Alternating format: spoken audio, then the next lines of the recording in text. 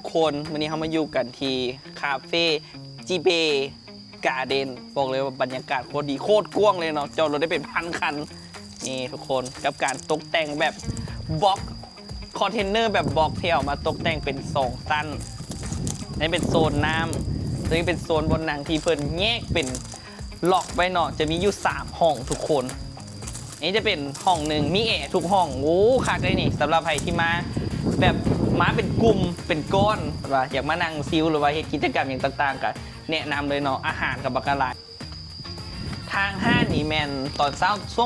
วงสวยนี่แมนเพื่อนจะเฮ็ดเป็นคาเฟ่เนาะสามารถมานั่งซิลเฮ็ดเวียงอย่างได้เลยช่วงแรงหันเพื่อนจะเฮ็ดเป็น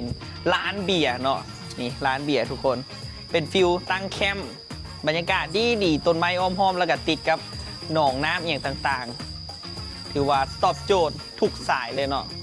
นี่จะไปขึ้นเบิงสั้นเทิงกันทุกคนและนี่แมนห้องอีกห้องหนึ่งเนาะเป็นโซนด้านเทิงของห้างเนาะจะเป็นรอบแบบตู้คอนเทนเนอร์ที่มีทั้งตัวที่เป็นห้องแอร์แล้วก็ออกไปนั่งระเบียงได้นี่ทุกคนหลากหลายโซนเนาะ